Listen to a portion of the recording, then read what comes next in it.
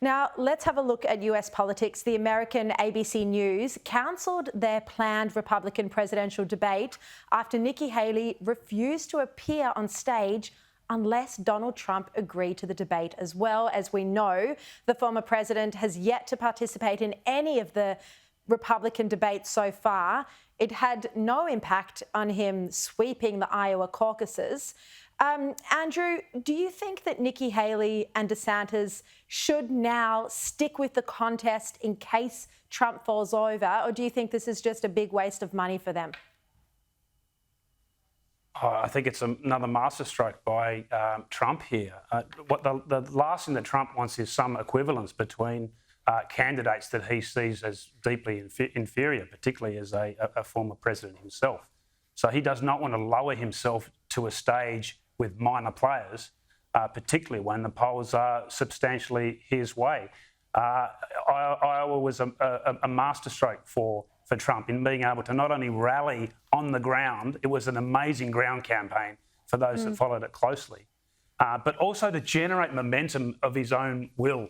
Without the help, in fact, quite the opposite of the mainstream media, he has generated this sense of momentum that is sweeping through these states. So this battle is Trump's to lose. There is no doubt about that.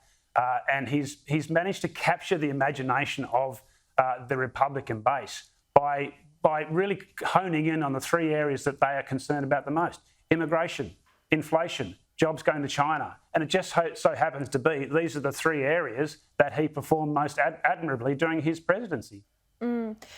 James, in the speech that he gave on the night that he had, swept the Iowa caucuses, he was very coherent in his campaign platform. He spoke about immigration, he spoke about foreign policy, claimed he could end the wars in Israel, no idea how, and also Russia and Ukraine.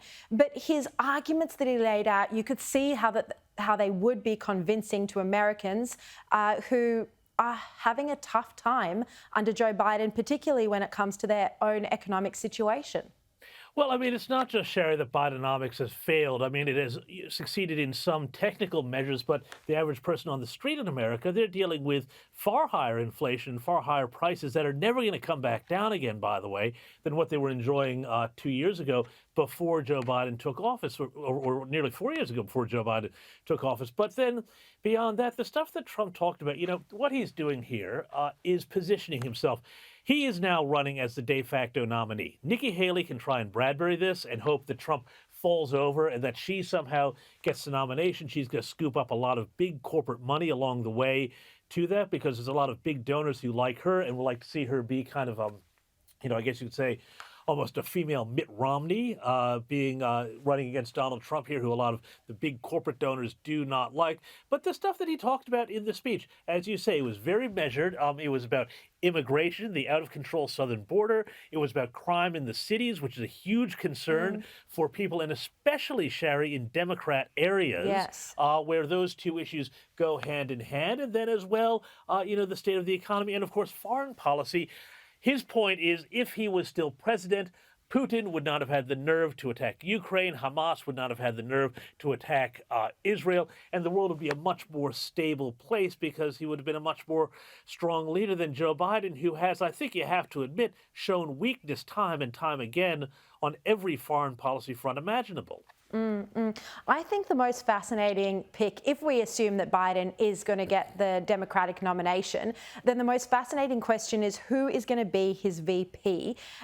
James, just very quickly, do you have a strong idea here? I mean, they're going to want to try find a woman. They can't possibly go with Kamala Harris again. So, I mean, is there any chance of Michelle Obama? Is there someone else they might be looking at? On the Democrat side, I have no idea where they're going to wind up going with this, except that I do think that Joe Biden does possibly, come August in the Democratic convention, step down and become kingmaker for a younger president. What I've said since the beginning of this election cycle, Sharri, is the party that puts a young candidate out first will be the one to win this election.